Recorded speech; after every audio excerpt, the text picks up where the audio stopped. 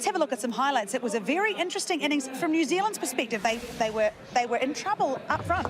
Yeah, certainly struggled to get any momentum early. Guptill dragged one on. Sort of back of some good bowling from both the Curran brothers. They were very impressive in terms of their control of line in particular. Munro got underway. That was after a long period of time. New Zealand were under a bit of pressure. And then Seifert, that was probably the shot that released the pressure and gave New Zealand a bit of momentum. They got 21 off this over from Curran, which included 3 sixes. That got New Zealand back to a point of 39 for 2 at the end of the power play, but really couldn't get the initiative. From a bowling point of view, that was a wonderful shot using the wind. But Curran, he was very, very impressive. Sam Curran, 3 overs. And then Jordan came on. This was a low full toss, which Munro looked like he was about to get underway, but he just chipped it to mid-wicket. New Zealand, once again, it's long hop. Every time there was a loose delivery, it just basically went down the throat of one of the fielders in the deep. Here we see Seifert, he's used the wind again, had the reverse sweep. But New Zealand, as I said, every time they started to get some initiative, a wicket fell. This was de Groenholm, he played the one-handed 6 over deep square leg. And then a long hop, which de Groenholm hit straight down deep mid-wicket's throat. And that was the time when New Zealand just kept losing wickets. So every time they wanted to up the ante, they lost a wicket, and then batsmen had to get underway. Ross Taylor came out.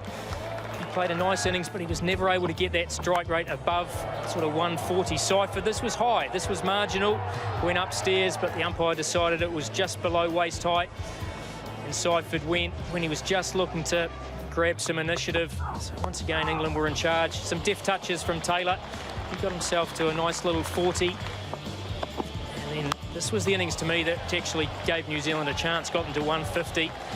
Really tough ask coming out at 6 when every batsman struggled to get underway. But Mitchell was good. This was Ross Taylor down the ground for 4.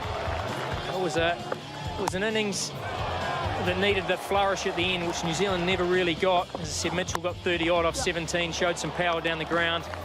But all the English bowlers were impressive, all went for less than 35. Bowlers were good and tidy in the field as well. I thought England were tidy, but as I said, New Zealand just never really got that initiative, and I think they're probably 20 short of what they'll need. New Zealand opened the bowling with Southey and also Lockie Ferguson. England kick-started the innings when they took Scott Kugelheim apart, to be fair. Elwood Milan is very fine player, didn't really carry on today after the drop catch by Guptill, a very hard one. In the end, he chipped one really on the angle down to Sodhi, and that was Vince. And from that point onwards, he found space and he found an ability to play on the surface. So many gaps with precision.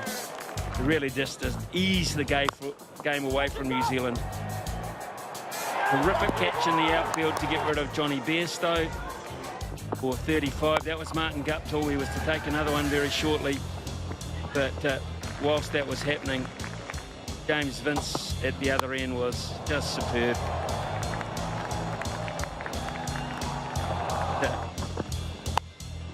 Glorious shots, and that was just made to look so easy. This shows his room for class and poise. They tried the aerial approach, a short pitch approach at Owen Morgan. He's finding a way to beat it these days. A little ramp shot there, a nice charge and hit straight from Vince.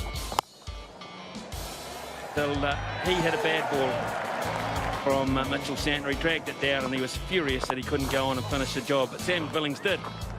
He came out and found some timing as well. 14 from just 11 deliveries in support of Owen Morgan. And in the end, the final blow summed up the day. England good by a margin. 7 wickets, 1-0 is the lead.